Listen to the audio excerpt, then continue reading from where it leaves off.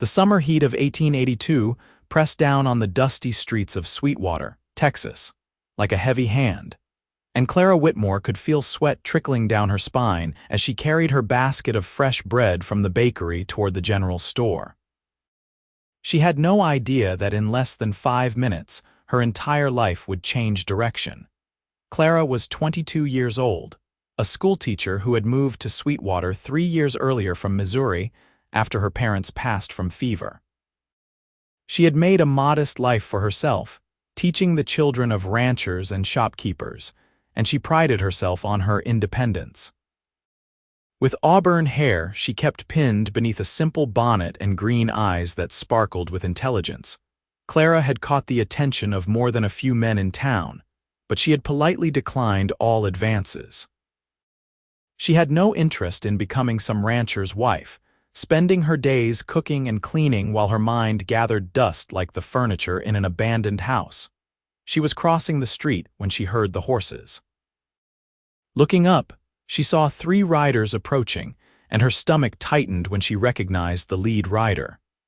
Nathaniel Bardwell, son of the wealthiest rancher in the county, sat tall in his saddle with the kind of arrogance that came from never hearing the word no. At 25, he was handsome in a sharp-featured way, with dark hair and cold blue eyes that seemed to calculate the worth of everything they landed on.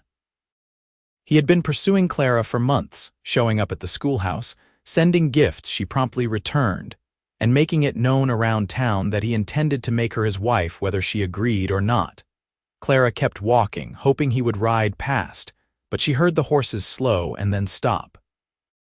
Boots hit the ground, and suddenly Nathaniel was in front of her, blocking her path with a smile that did not reach his eyes. "Miss Whitmore," he said, his voice smooth as oil. "What a pleasant surprise." "Mr. Bardwell," Clara replied, keeping her tone neutral. "If you will excuse me, I have errands to complete." She tried to step around him, but he moved to block her again.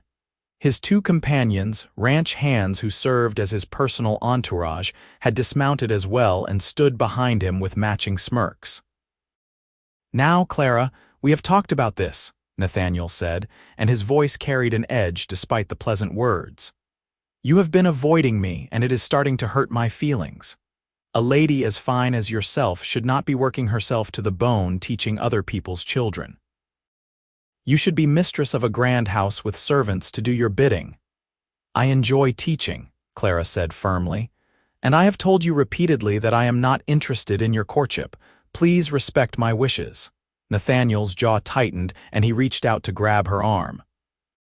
Clara tried to pull away, but his grip was strong, his fingers digging into her flesh through the fabric of her sleeve. "You do not seem to understand your situation," Nathaniel said, his voice dropping low and dangerous. "My father owns half this county. I can make your life very comfortable, or I can make it very difficult. The choice is yours, but either way you will be mine." Clara's heart pounded, but she lifted her chin defiantly. "Let go of me." "I think we should take a ride out to my father's ranch," Nathaniel continued, ignoring her demand. "Once you see the kind of life I can offer, you will change your tune." He started pulling her toward his horse, and Clara dug her heels into the dirt, panic rising in her chest. People were watching from windows and doorways, but no one moved to help. The Bardwell name carried too much weight, too much power. Clara opened her mouth to scream when a voice cut through the tension like a knife. "Let her go." The words were quiet, almost conversational, but they carried an unmistakable authority. Clara turned her head to see a man standing a few feet away, his hand resting casually on the gun at his hip. He was tall and lean, with sun-bronzed skin and dark hair that touched his collar beneath a worn Stetson. His eyes were a startling gray, clear and steady as they fixed on Nathaniel. Clara guessed he was around 26 or 27, and there was something in the way he held himself that spoke of a man who had seen trouble and was not afraid of it. Nathaniel's grip loosened slightly, but he did not release Clara. "This is none of your concern, Drifter. Move along." "Cannot do that," the stranger said, taking a step closer. "Looks to me like the lady does not want your company." "Do you know who I am?" Nathaniel demanded, his face flushing red. "Do not care," the stranger replied. "Let her go or we will have a problem."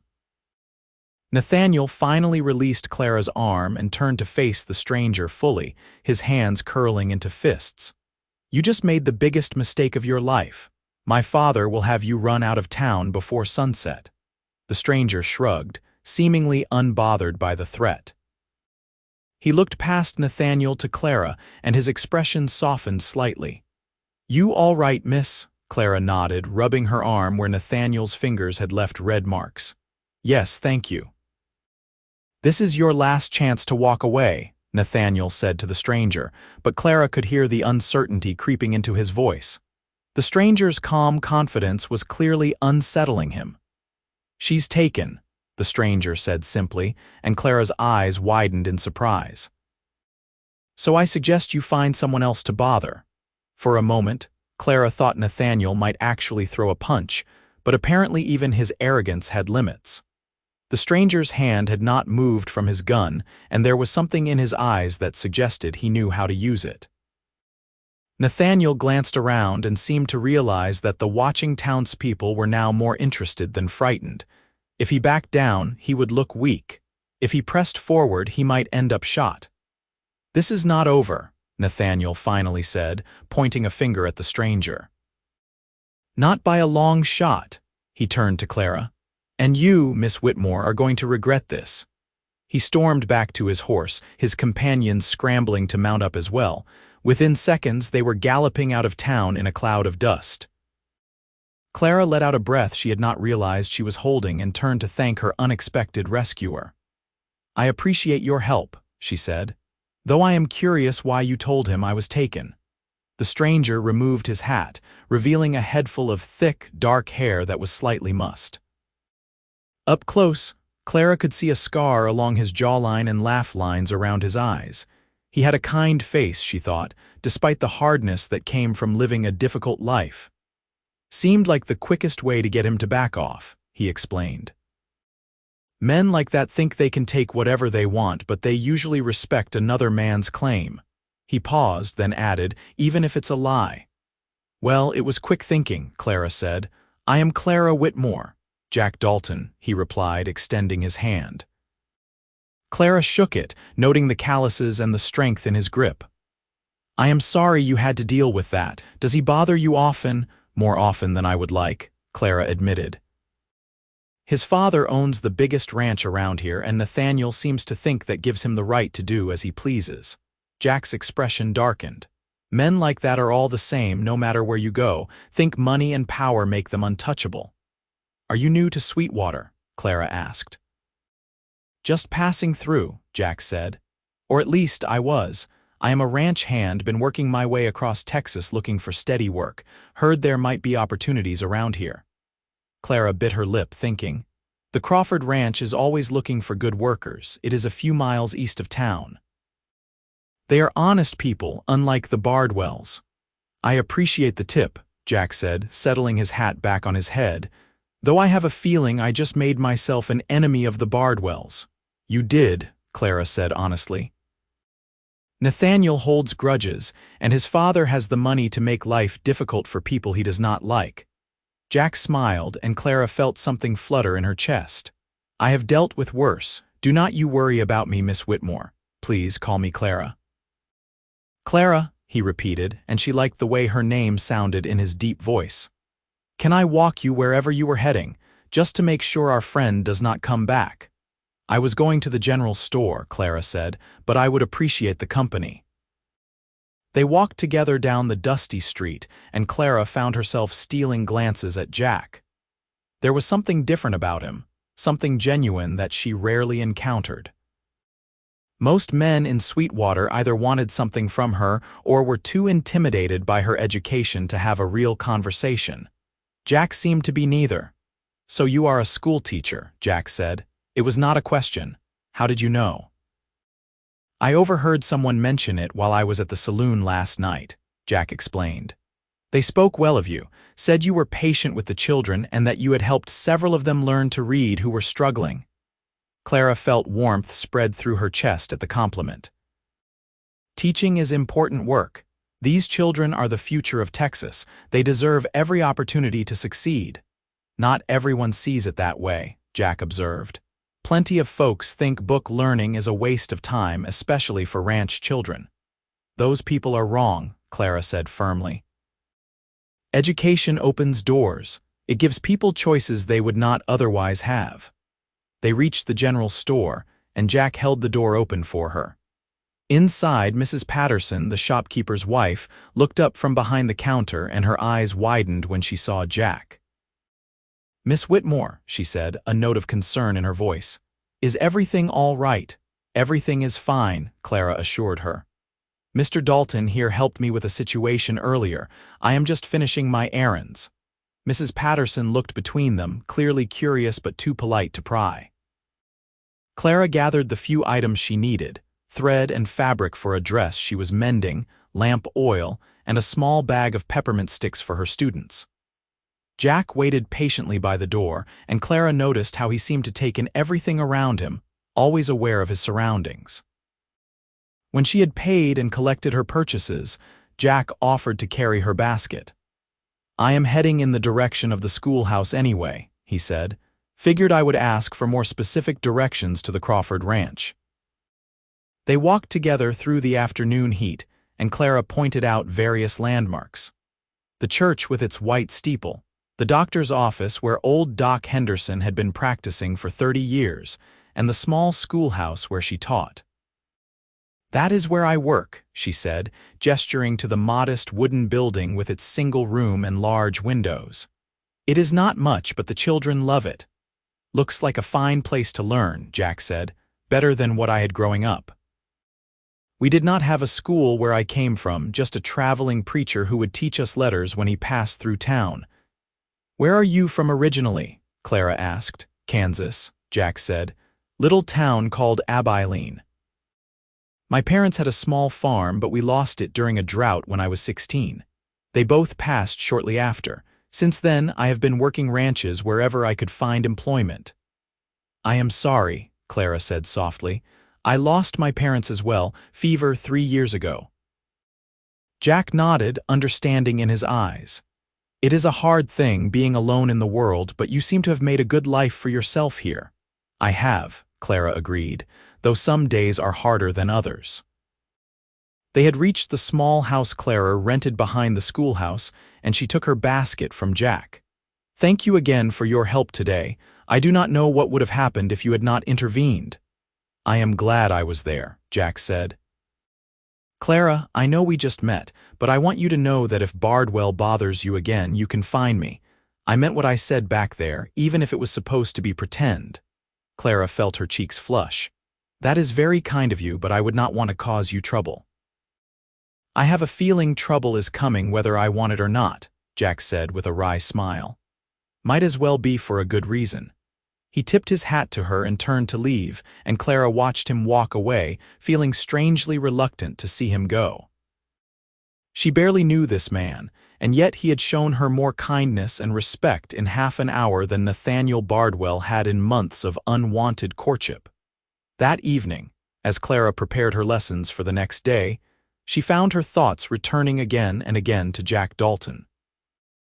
There was something about him that intrigued her, a quiet strength combined with genuine decency. She told herself not to get too attached. He had said he was just passing through, and men like Jack, drifters with no ties, rarely stayed in one place long, but fate, it seemed, had other plans. 2 days later, Clara was in the middle of teaching arithmetic to her students when the door opened and Nathaniel Bardwell walked in. The children fell silent, sensing the tension that immediately filled the room. Clara set down her chalk and turned to face him, keeping her expression neutral. "Mr. Bardwell, class is in session. If you need to speak with me, you will have to wait until we break for lunch." "This will only take a moment," Nathaniel said, his voice sickeningly sweet. He held up a bouquet of wildflowers that looked wilted in the heat. "I wanted to apologize for my behavior the other day. I was too forward and I frightened you. Please accept these flowers as a token of my regret." Clara did not believe his apology for a second. She could see the calculation in his eyes, the way he was playing to their audience of children who would go home and tell their parents about the scene. If she rejected him publicly, she would look unreasonable. If she accepted, he would take it as encouragement. "That is very thoughtful," Clara said carefully. "You may leave them on my desk. Now, if you will excuse us, we need to return to our lessons." Nathaniel's smile tightened, but he placed the flowers on her desk and tipped his hat. "Of course." "Perhaps we could have dinner sometime to discuss things properly?" "Perhaps," Clara said noncommittally, knowing she had no intention of accepting such an invitation. After Nathaniel left, the children bombarded her with whispered questions, but Clara firmly redirected them back to their arithmetic. She tried to focus on teaching, but the flowers on her desk seemed to mock her, a reminder that Nathaniel Bardwell was not going to give up easily. When school let out that afternoon, Clara was surprised to find Jack Dalton leaning against the fence outside, his horse tied nearby. He straightened when he saw her, a smile crossing his face. "Jack," she said, genuinely pleased to see him. "I thought you would be at the Crawford Ranch by now." "I am," he said. "Started working there yesterday. Mr. Crawford is a good man, fair and honest. He gave me a job on the spot when I told him I had experience with cattle and horses." "I am glad," Clara said. "What brings you to the schoolhouse?" Jack looked slightly uncomfortable. "I heard in town that Bardwell paid you a visit today. Wanted to make sure you were all right." Clara was touched by his concern. News travels fast in Sweetwater. "Yes, he came by with flowers and a false apology. I suspect he is trying to save face after you embarrassed him." "He is a fool if he thinks flowers will make up for treating you like property," Jack said, anger flashing in his gray eyes. "I agree, but unfortunately, men like Nathaniel rarely see women as anything more than possessions," Clara said. She hesitated, then added, "Would you like to come in for some water? It is terribly hot today." Jack accepted, and they went into the schoolhouse. Clara poured them both cups of water from the pitcher she kept on her desk, and they sat in the student benches, which were comically small for 2 adults. Jack looked so out of place among the children's slates and primers that Clara could not help but laugh. "What is so funny?" Jack asked, but he was smiling too. "You just look rather large for a student desk," Clara said. "I feel rather large," Jack admitted, shifting uncomfortably. "But I like it here. It smells like chalk and books and possibility." Clara was surprised by the poetic description. "That is a lovely way to put it." They talked for over an hour, and Clara was amazed at how easy it was to converse with Jack. He was well-traveled and had a wealth of stories from his years working ranches across Texas, Kansas, and Colorado. He was also surprisingly well-read, having learned much from the cowboys he worked with and the few books he had managed to collect over the years. "I have a copy of Ivanhoe that is falling apart from how many times I have read it," Jack confessed. "Carried it with me from job to job. Something about those stories of honor and courage, they remind me that there is still good in the world." Clara felt her heart squeeze. "I love that book. I have a copy as well, though mine is in better condition. Perhaps we could trade sometime so you can have a fresh one." "I would like that," Jack said softly, and the look in his eyes made Clara's breath catch. Over the following weeks, Jack became a regular presence in Clara's life. He would stop by after his work at the Crawford Ranch, often bringing small gifts, a handful of wildflowers that were fresh and vibrant unlike Nathaniel's wilted offering, a book he thought she might enjoy, or sometimes just his company. They would sit on the porch of her small house and talk as the sun set, painting the Texas sky in shades of orange and pink. Clara found herself falling for Jack in a way she had never experienced before. It was not the shallow attraction she had felt for beaux in her youth, but something deeper and more substantial. Jack treated her as an equal, valuing her opinions and intelligence. He made her laugh with his dry humor and impressed her with his integrity. He was kind to her students when he encountered them in town, and he never once tried to pressure her into anything she was not comfortable with, but their growing closeness did not go unnoticed. Nathaniel Bardwell watched from a distance, his anger building with each passing day. He could not understand how a drifting ranch hand had succeeded where he, with all his wealth and status, had failed. His pride was wounded, and wounded pride in a man like Nathaniel was a dangerous thing. One evening, as Jack was leaving Clara's house after dinner, a simple meal of stew and bread that they had prepared together, he found 3 men waiting by his horse. Nathaniel stood in the center, flanked by the same 2 ranch hands who had been with him the day Jack first intervened. "Dalton," Nathaniel said, his voice cold, "we need to have a conversation."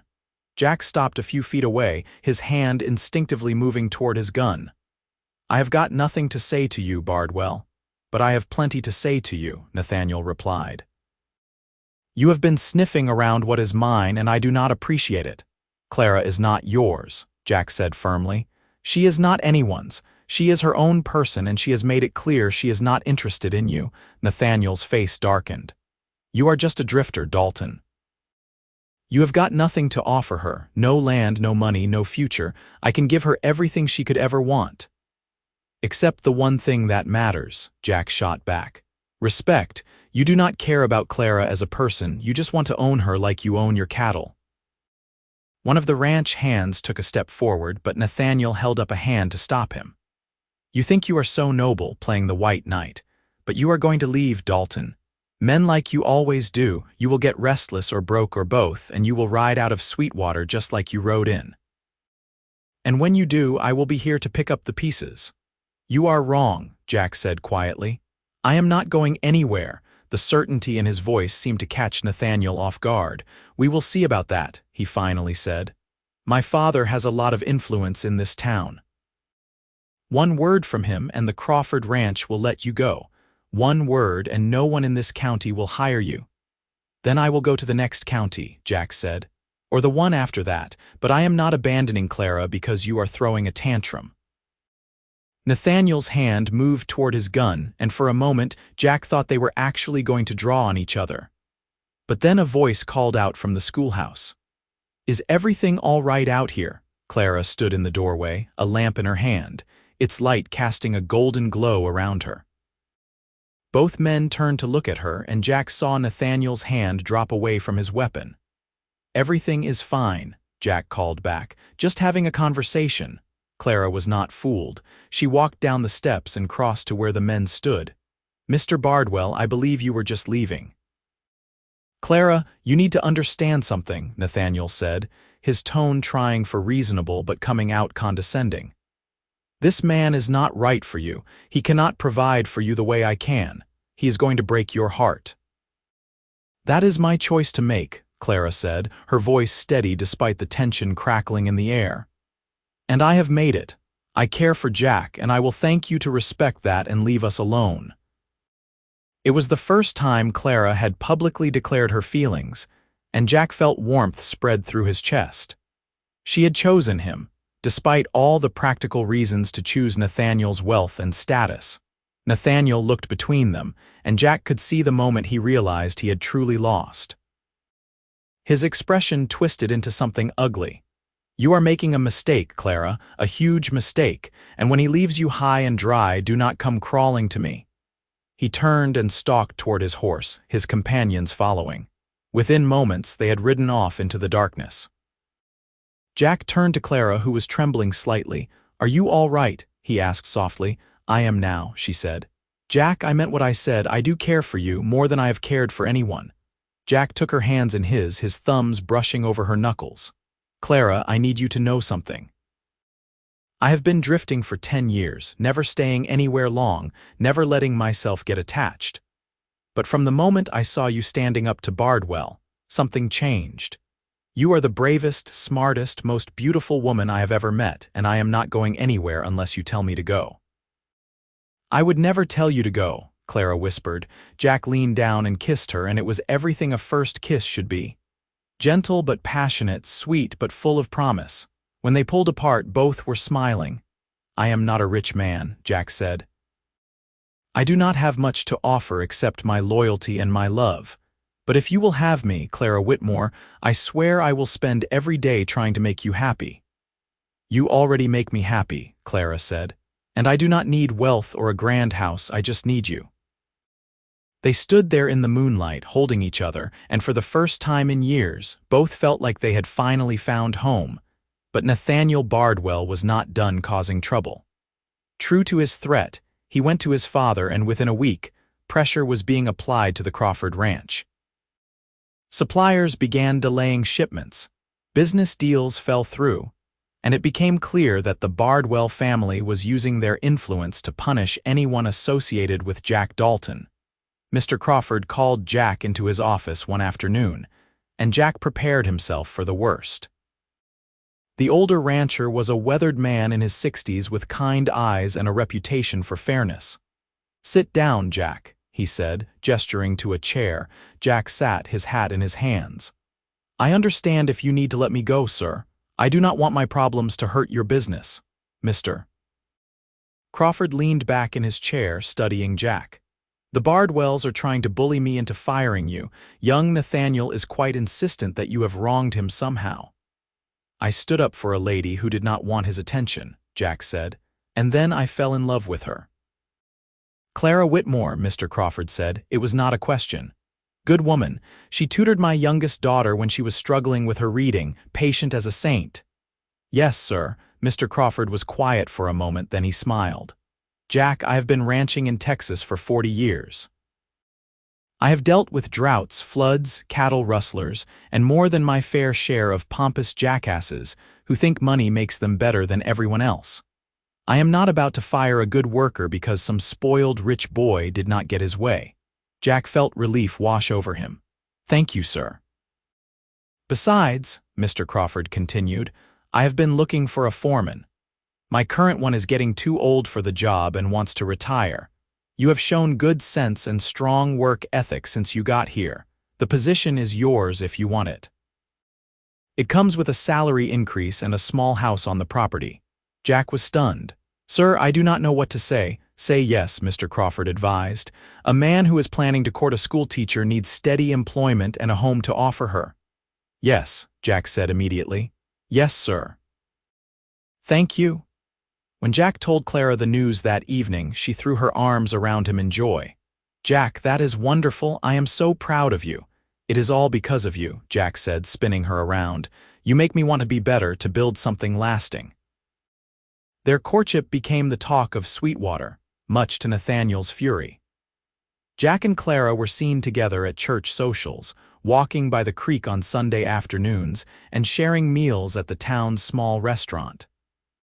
Jack was welcomed into Clara's circle of friends, and Clara became friendly with the cowboys who worked at the Crawford ranch. 3 months after they met, on a crisp October evening, Jack took Clara to a small hill overlooking the ranch.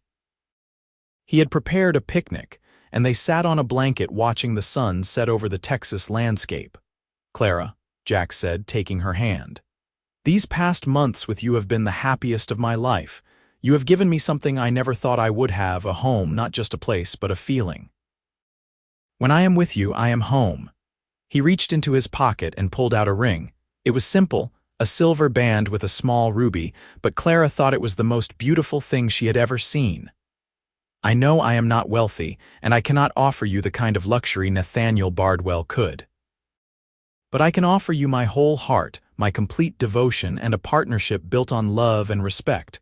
Clara Whitmore, will you marry me?" Clara had tears streaming down her face, but she was smiling. "Yes, Jack, yes, 1,000 times yes." He slipped the ring on her finger and kissed her as the sun dipped below the horizon, painting the sky in brilliant shades of red and gold. They were married 6 weeks later in the Sweetwater church, with half the town in attendance. Mr. Crawford gave Clara away since she had no family, and several of the ranch hands served as Jack's groomsmen. It was a simple ceremony, but it was filled with genuine love and happiness. Nathaniel Bardwell did not attend, of course. He had left town shortly after Jack's promotion, reportedly heading to Dallas to help manage some of his father's business interests there.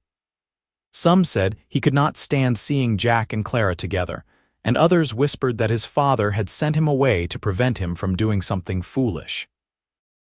Either way, his absence was a relief. Clara moved into the foreman's house on the Crawford Ranch, and she continued teaching, though she now had a longer ride into town each day. Jack would often accompany her in the mornings before starting his work, and they would ride back together in the evenings, talking about their days. Their first year of marriage was not without challenges. Money was sometimes tight, and the work was hard for both of them. Clara faced criticism from some of the more traditional townspeople who thought a married woman should not be working. Jack dealt with the occasional cowboy who resented taking orders from someone younger and newer to the ranch. But they faced every challenge together, supporting each other through the difficult times and celebrating the victories. On their first anniversary, Clara discovered she was pregnant. Jack was overjoyed, though also terrified. "I do not know the first thing about being a father," he confessed. "And I do not know the first thing about being a mother," Clara replied. "But we will learn together, just like we have learned everything else." Their son was born in the spring of 1884, a healthy baby boy with his father's gray eyes and his mother's auburn hair. They named him Thomas after Jack's father, and Jack cried when he held his son for the first time. "I am going to give him everything I did not have," Jack vowed. "Stability, education, a home he never has to leave unless he wants to." Clara smiled, exhausted but happy. "He is going to have something even more important. He is going to have parents who love each other and love him." Life settled into a comfortable rhythm. Jack proved to be an excellent foreman, and under his leadership, the Crawford Ranch prospered. Clara eventually reduced her teaching to part-time so she could spend more time with Thomas, but she never gave it up entirely. Teaching was part of who she was, and Jack would never have asked her to abandon it. When Thomas was 2, Clara became pregnant again, and this time they had a daughter they named Rose. She was a spirited child from the start, always getting into mischief and making her parents laugh. Jack was a devoted father, spending his evenings playing with his children and reading them stories. "Remember when I told you I had been drifting for 10 years? Jack said one evening as they sat on their porch, watching Thomas and Rose chase fireflies in the yard. "I thought that was freedom, never being tied down. But this is real freedom. Having people to love and who love you back, having a purpose beyond just surviving day to day." Clara leaned her head on his shoulder. "I am so glad you decided to stop drifting." "I am glad a stubborn schoolteacher was worth stopping for," Jack replied, kissing the top of her head. Years passed and their family grew. They had one more child, another son they named Daniel. The house on the Crawford Ranch expanded with each addition, and it became a warm, lively place filled with laughter and love. Mr. Crawford passed away when Thomas was 10, and in his will, he left Jack a significant portion of land and cattle, recognizing the years of loyal service and the way Jack had helped build the ranch into one of the most successful in the county.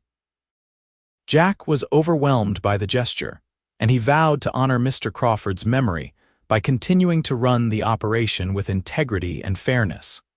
The land and cattle gave the Dalton family financial security they had never had before. Jack built Clara a larger house, though she insisted it should not be too grand. "I do not need a mansion," she told him.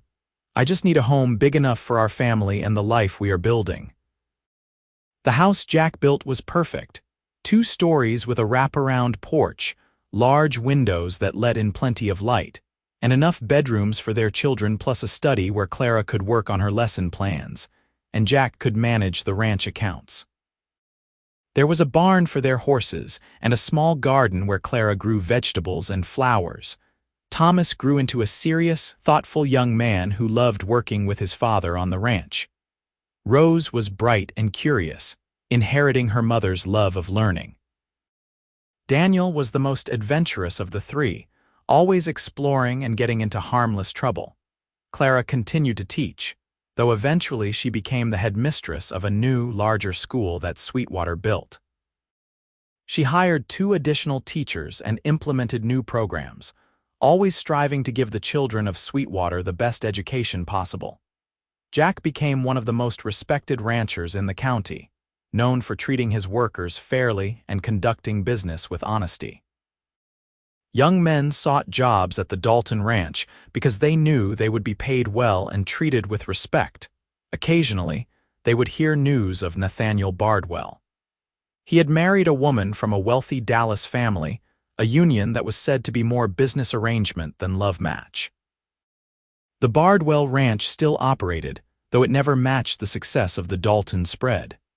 Nathaniel never returned to Sweetwater, and Jack and Clara were grateful for that. On their 20th wedding anniversary, Jack took Clara back to the hill where he had proposed. They sat on a blanket, older now but still very much in love, and watched the sunset just as they had 2 decades earlier. "Do you ever regret it?" Jack asked. "Choosing me over the easier life you could have had?" Clara looked at him in surprise. "Jack Dalton, how can you even ask that? You gave me everything I ever wanted. Love, partnership, a family, a life filled with purpose and meaning. I have never regretted choosing you for even a single moment." "I just want to make sure you are happy," Jack said softly. "I am more than happy," Clara assured him. "I am fulfilled. I am loved. I am exactly where I am supposed to be." Jack pulled her close and kissed her, and it still felt like that first kiss all those years ago, full of promise and passion and love.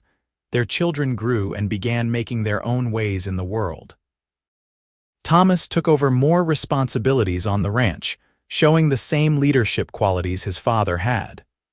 Rose decided she wanted to be a teacher like her mother and went to Austin for training at a women's college. Daniel surprised everyone by expressing interest in becoming a veterinarian, having always had a special way with animals. Jack and Clara supported each of their children's dreams, giving them the resources and encouragement they needed to pursue their passions. They had learned from their own experiences that the most important things parents could give their children were love, education, and the freedom to choose their own paths. As they entered their later years, Jack and Clara remained as devoted to each other as ever. They would sit on their porch in the evenings, holding hands and watching the sun set over the land they had built their life on. They told stories to their grandchildren, who loved hearing about how Grandpa had rescued Grandma from a mean rancher's son and claimed she was taken when she was not. "Was Grandma really taken?" one of Rose's daughters asked one day. Jack smiled and looked at Clara. "Well, that depends on how you look at it. She was not taken by anyone else, but she had already taken my heart, so in a way she was taken." "That is silly, Grandpa," the little girl giggled. But she loved the story anyway. On their 40th anniversary, their children threw them a party that brought together friends and family from across Texas. People stood up and shared stories about how Jack and Clara had impacted their lives. Former students talked about how Mrs. Dalton had inspired them to pursue education. Ranch hands spoke about how Mr. Dalton had given them opportunities and treated them like family. Friends recalled the example of love and partnership the Daltons had provided over the decades. Jack and Clara were both moved to tears by the outpouring of affection. As the evening wound down and they sat together watching their family and friends celebrate, Jack turned to Clara.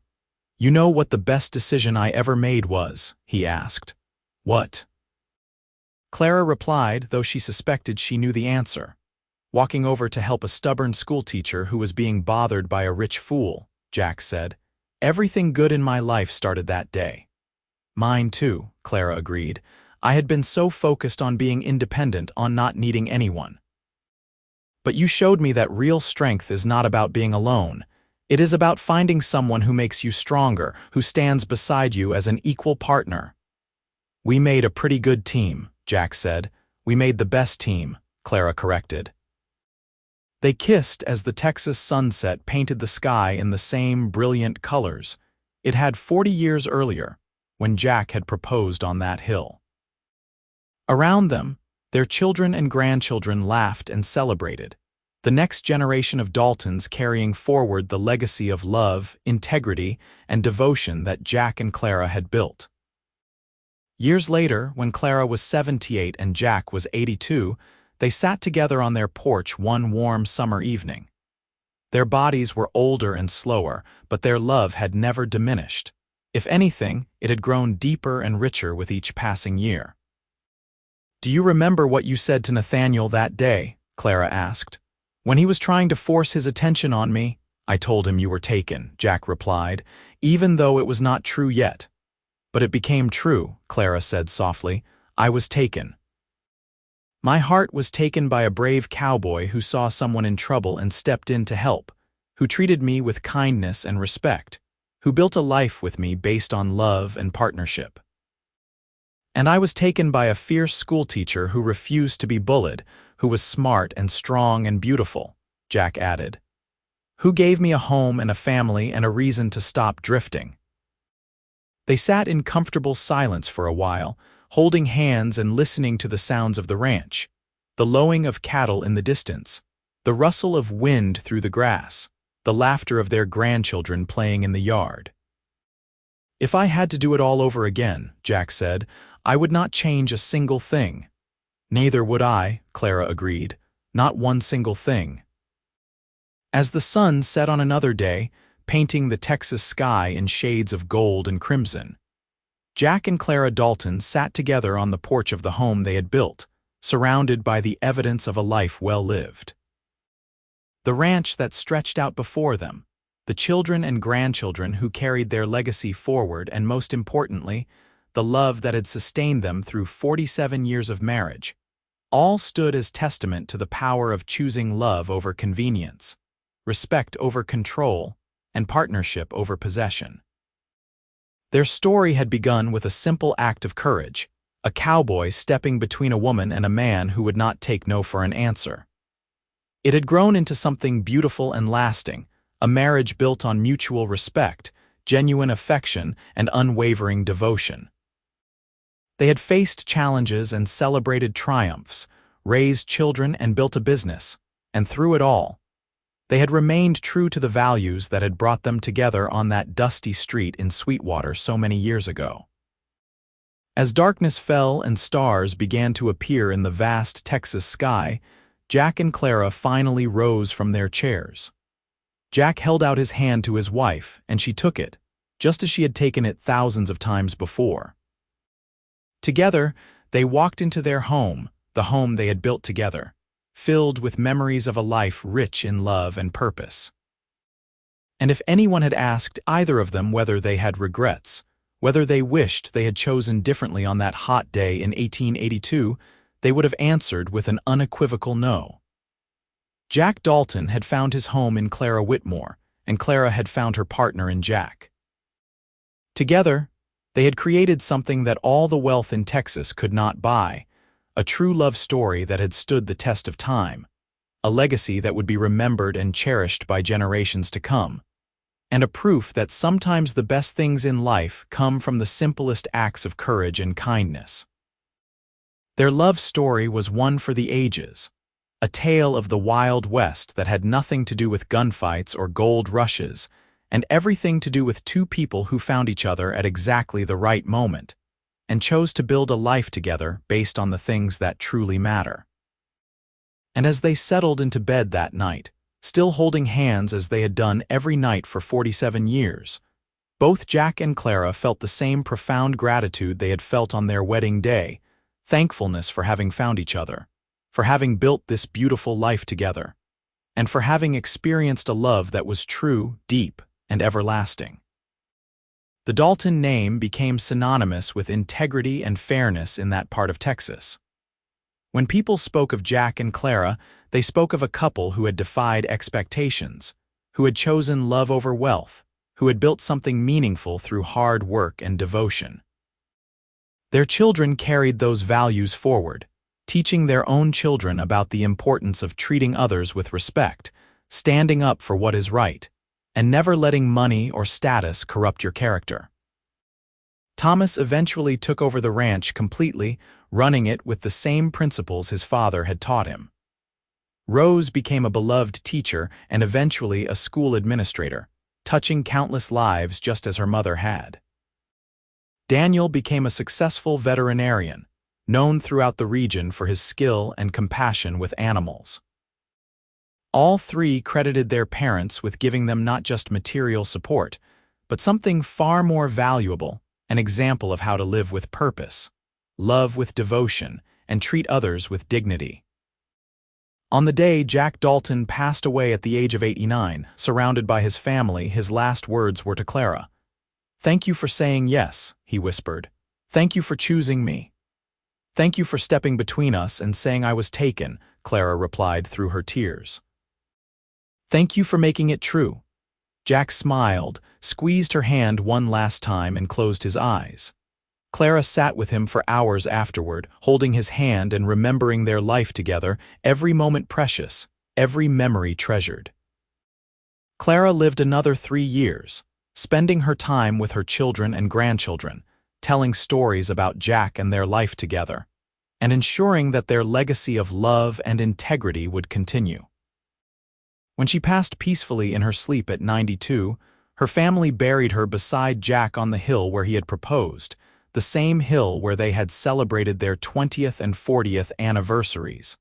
On their shared headstone, their children inscribed a simple epitaph: Jack and Clara Dalton. He said she was taken, she made it true. Together they built a legacy of love. And in Sweetwater, Texas, for generations afterward, when young people asked about true love, their elders would tell them the story of the cowboy and the schoolteacher, of how a simple act of courage on a dusty street in 1882 had led to a love story that spanned nearly 5 decades, produced 3 wonderful children, countless grandchildren and great-grandchildren, and left an indelible mark on everyone who knew them. It was a story that reminded people that real love was not about grand gestures or material wealth, but about respect, partnership, devotion, and the choice to stand by someone through all of life's challenges and joys. The Dalton Ranch continued to prosper under Thomas's leadership and eventually under his children's management. The school that Clara had helped build remained a cornerstone of the Sweetwater community. And the values that Jack and Clara had lived by, integrity, kindness, courage, and love, continued to influence their family and community for generations. Their story became a legend in that part of Texas, a reminder that sometimes the most important moment of your life can come when you least expect it, on an ordinary day, in an ordinary town, when an extraordinary person decides to do the right thing. Jack Dalton had been just a drifting cowboy looking for work when he stepped between Clara and Nathaniel Bardwell. But that single decision to stand up for someone who needed help had changed both their lives forever, leading to a love story that was worth more than all the wealth and status the Bardwells could have ever offered. And so the tale of the rancher's son who forced his attention, and the cowboy who stepped between them and said she was taken, became more than just a story. It became a testament to the power of courage, the value of respect, the importance of integrity, and the enduring strength of true love. It was a story that proved that the best things in life cannot be bought or forced, but must be freely given and gratefully received. It was a story that showed that real happiness comes not from possessing another person, but from building a partnership based on mutual respect and genuine affection. Jack and Clara Dalton had lived that story, had embodied those values, and had left behind a legacy that would inspire their family and community for generations to come. And if their spirits could look down on all they had built, they would see exactly what they had hoped for: a family that loved deeply, worked honestly, treated others fairly, and understood that the most valuable things in life were not material possessions but the relationships we build and the love we share. Their love story had begun with a lie that became truth. Jack had said Clara was taken when she was not, but from that moment forward, she truly was taken by love, by devotion, by a partnership that enriched both their lives immeasurably. And Jack was equally taken. His wandering days ended, his heart finally home, his life given meaning and purpose by the fierce, intelligent, beautiful woman who had chosen to share her life with him. It was, in every sense, a perfect Wild West love story, not because it was without challenges or difficulties, but because it showed two people choosing each other every single day, building something beautiful together, and creating a legacy that would outlast them both. The rancher's son had tried to force his attention and claim Clara through power and intimidation. The cowboy had offered respect and kindness, and in doing so had won not just Clara's hand but her heart, her trust, and her devotion for the rest of their lives. And that made all the difference.